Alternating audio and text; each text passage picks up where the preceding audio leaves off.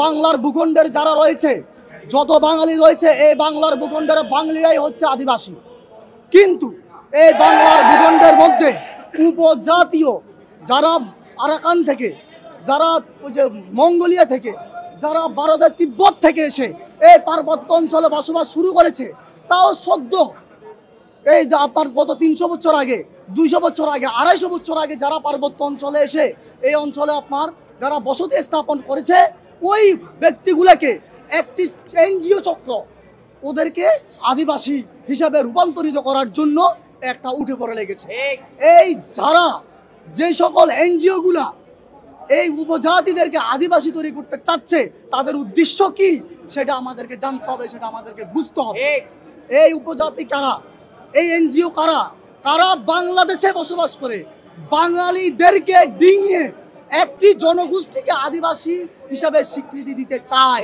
তাদের উদ্দেশ্য কোথায়, কোন কারণে?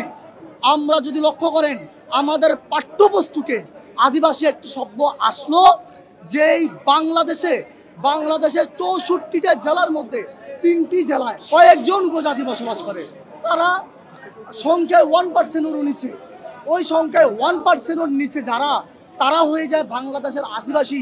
আমরা বাংলার যতগুলো জনগণ রয়েছি, বাংলার যত ছাত্র রয়েছি, বাংলার যত কৃষক রয়েছি, বাংলার যত শ্রমিক রয়েছি, এবং আমরা যত শিক্ষিত ব্যক্তি রয়েছি, আমরা যারাই রয়েছি, আপনারা জানেন আমাদের রক্ত এখন টকবক করার কথা, কারণ এই মাটিতে আমরা জন্মেছি। তাই আপনারা দেখেন একটি এনজিও চক্র এই যে আপনাদের শিক্ষা পাঠ্যপুস্তক বোর্ডকে তারা একটি অর্থের বিনিময়ে একটা অর্থ দিয়ে তারা এই আপনার আদিবাসী শব্দটা এখানে ঢুকিয়েছে।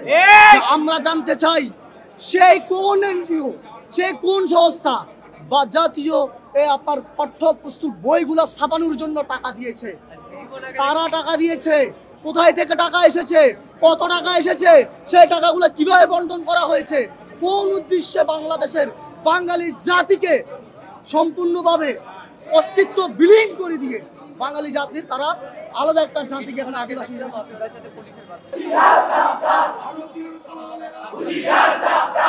24 ঘন্টা আলটিমেটাম দিয়েছিলাম, তারা কিন্তু এই আলটিমেটাম কোনো তোয়াক্কা করে নাই, তারা এটা উড়িয়ে দিয়েছে, এক প্রকার আমাদের সাথে তামাশা করেছে তারা। এই তামাশার কারণেই আজকে আমাদের এখানে আসতে আমরা বাধ্য হয়েছি এবং এটা ঘেরাও করতে বাধ্য হয়েছি। তাই আমরা বলবো, আমাদের যে দাবি রয়েছে আদিবাসী শব্দের দেশদ্রোহী, বাংলাদেশ সার্বভৌমত্ব রক্ষা করতে এই আদিবাসী দেশদ্রোহী শব্দ এটা প্রত্যাখ্যান করতে হবে। শুধু আদিবাসী নয়, প্রত্যেকটা শিক্ষা বোর্ডে রয়েছে এই যে সমকামিতা, এই সমকামিতা এগুলো প্রত্যাহার করতে হবে। এক কথায় তিনি ইসলামে আঘাত আনে এমন কোনো শব্দ, দেশ সার্বভৌমত্বর ঝুঁকি ফেলায় এমন কোনো শব্দ পাঠ্যপুস্তকে দেওয়া যাবে না। এবং আমাদের কথা হচ্ছে, ভারতীয় পশ্চিমা এনজিওদের যে উদ্দেশ্য রয়েছে, তাদের যে কল্পলিখিত যে কল্পকাহিনী রয়েছে, এগুলো আমাদের পাঠ্যপুস্তক দেওয়া যাবে না। এক কথায় বাংলাদেশের নিজস্ব তহবিলে আমাদের পাঠ্যপুস্তক রচিত করতে হবে এবং পশ্চিমারা ভারতীয় যারা সুযোগ না পায় আমাদের পাঠ্যপুস্তক হাত দিতে, এনজিওরা যাতে সুযোগ না পায় সেই ব্যবস্থা আমাদের গ্রহণ করতে হবে, শক্ত অবস্থান আমাদের যেতে হবে। ডক্টর ইউনূস সাহেবও একদিন বলেছিলেন, আমাদের প্রতিবাদের পর কিন্তু এরপর থেকে উনি আর বলেন নাই, ক্ষুদ্র নিগোষ্ঠী বলতেছেন বা ধরেন আপনার উপজাতি বলতেছেন। তাহলে পাঠ্যপুস্তক এটা কি এইভাবে নিয়ে আসলেন? একটা পাঠ্যপুস্তক লেখক, এনসিটিভির পরিচালক, ওনারা কি জানেন না যে সংবিধানে কি আছে কি নাই, আইনের পক্ষে যাওয়া যাবে না বিপক্ষে যাওয়া যাবে?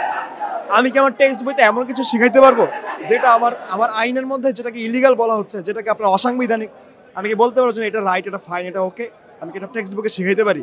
এটা আমি পারি না। আমার ভ্যালুজ, আমার মোরালস, আমার লয়ের এগেইনস্টে। তাহলে আমার ছেলেপেলে যেখানে অল্প বয়স থেকে ল শেখার জন্য বা রাষ্ট্রের প্রতি সংবেদনশীল হওয়ার জন্য, শ্রদ্ধাশীল হওয়ার জন্যই কিন্তু আপনার পড়াশোনা করে, আদারওয়াইজ পড়াশোনা তো কোনো দরকার ছিল না। টাকা পয়সা ইনকামের জন্য পড়াশোনা দরকার না। ওইটা আমি শিখাইতে চাই, ইলিগাল জিনিসপত্র শেখাচ্ছি, অসাংবিধানিক জিনিস শেখাচ্ছি, এমন একটা কথা আমি মেসেজ শেখাচ্ছি যেটা হচ্ছে আমার রাষ্ট্রদ্রোহী হয়ে যায়। এটা আমি কিভাবে করতে পারি?